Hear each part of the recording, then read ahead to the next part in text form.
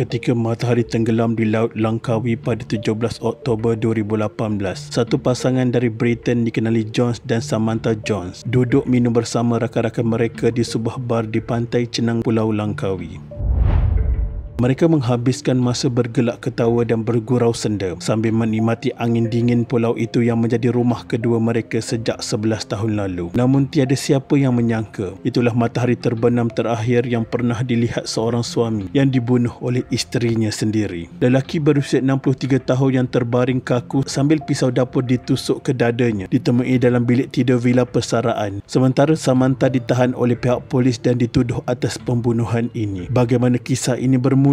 Mari kita ikuti kisah ini.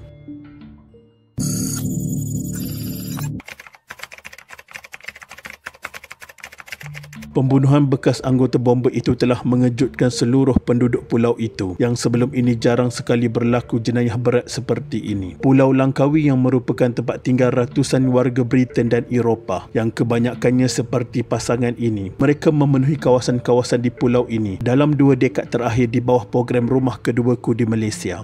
Mereka sanggup meninggalkan negara kelahiran mereka dan menjadikan Pulau Langkawi yang dikenali tempat terbaik di Asia untuk bersara.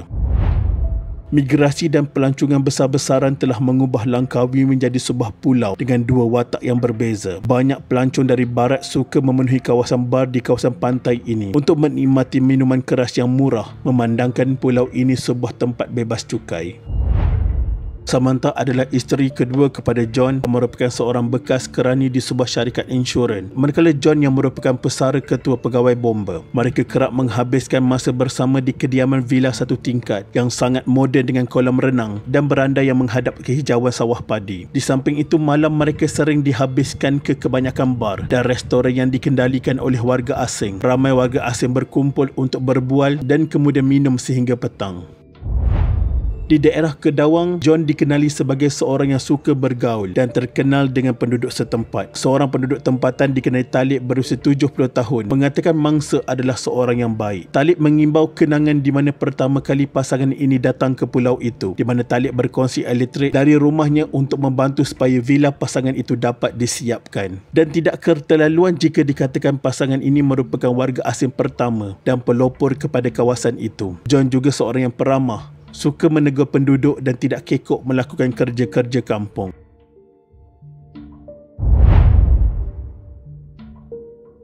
Pada hari kejadian, John menunggang pergi ke bar dengan Harley Davidson dan Samantha pula menaiki motor skuter kecil berwarna oranye. Tetapi pada awal pagi 18 Oktober 2018, penduduk sekitar dikejutkan dengan bunyi siren ambulans dan polis yang kedengaran di sekitar vila tersebut.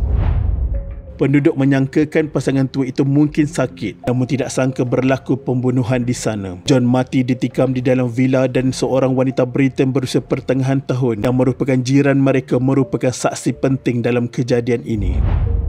Dalam siasatan awal, pihak polis mengatakan bahawa Samantha berlari keluar dari vila itu setelah menikam John dan memberitahu jirannya. Tidak lama selepas itu, suspek kembali bersama jirannya itu untuk melihat keadaan mangsa. Pada waktu itu, John masih lagi bernafas dan mengatakan kepada Samantha, "Jauh, awak menikam saya. Awak menikam saya." Ayat ini menjadi ayat terpenting di dalam mahkamah dan jelas didengari oleh saksi utama. Ketika soal siasat dijalankan terhadap Samantha, dia mengaku telah menikam suaminya tetapi mengatakan bahawa dia melakukannya untuk mempertahankan diri setelah menderita penderaan fizikal bertahun-tahun lamanya. Dia juga menggambarkan suaminya seorang kaki minum dan sering memukulnya. Suspek telah membuat 2 laporan polis ketika menetap di Britain atas kekerasan yang dilakukan oleh suaminya. Malah beberapa bulan sebelum kejadian, John pulang ke Britain tanpa membawa Samantha untuk menghabiskan masa dengan anak-anak dan cucu-cucu hasil perkahwinan pertamanya. Pada malam kejadian, rakan mangsa mengatakan Samantha pulang lebih awal kerana tidak sihat. Dan John sempat memberitahu isterinya yang dia akan pulang pada pukul 9 malam. John suka bertukar bar dan rakannya sentiasa mengingatinya untuk pulang memandangkan John tidak memiliki telefon bimbit. Namun John tidak pulang sehingga selepas tengah malam. Rakan John terpaksa menghantarnya pulang dan setibanya di vila tersebut, saksi mendengar perbalahan sengit antara pasangan itu namun tidak menghiraukannya.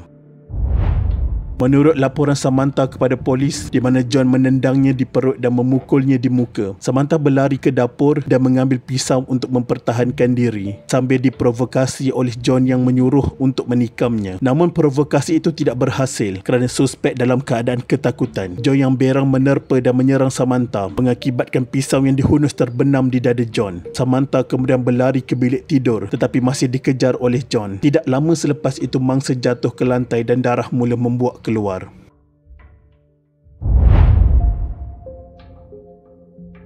Pada tengah hari 30 Oktober 2018, Samantha tiba di Mahkamah Magistrate di Langkawi dengan memakai baju berwarna oranye. Kelihatan dia tertekan dan gugup. Di dalam sidang perbicaraan, mahkamah diberitahu bahawa bedah siasat telah membuktikan bahawa John telah mati akibat luka tikaman tunggal di sebelah kanan dada sehingga menembusi organ hatinya. Samantha didakwa melakukan pembunuhan di bawah Seksyen 302 Kanun Keseksaan yang membawa hukuman mati mandatory gantung sampai mati.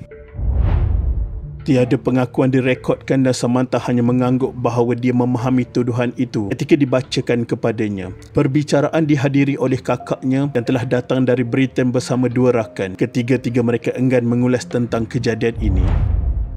Ketua Polis Langkawi Superintendent Muhammad Iqbal Ibrahim mengatakan, tidak ada kes sebelum ini sebesar ini yang melibatkan komuniti warga asing. Nasib Samantha akan diputuskan di Mahkamah Tinggi Alor dan dia akan dipindahkan dengan feri dan pengiring polis ke penjara wanita di bandar itu dalam masa 24 jam setelah didakwa. Muhammad Iqbal mengatakan Samantha bekerjasama sepenuhnya dengan polis dan mengaku membunuh suaminya. Ia bergantung kepada mahkamah untuk memutuskan adakah akan menerima permohonan pembelaannya. Dia masih boleh disabitkan dengan pembunuhan tetapi di bawah Seksyen Kanun Keseksaan yang tidak membawa hukuman mati.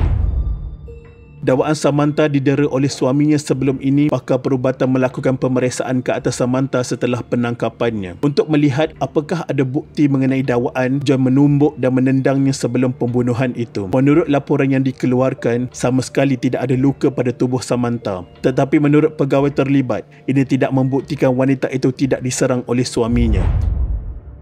Malang sekali penyiasatan terganggu apabila rakan-rakan pasangan ini yang menetap di kawasan yang sama enggan bekerjasama dan tidak mahu ditemu ramah. Seorang rakan mereka memberitahu pihak polis bahawa John dan Samantha pernah berpisah kerana kes pendaraan dan mereka hanya bersama semula setelah John menjalani pemulihan untuk rawatan penagihan minuman keras dan sikap panas barannya.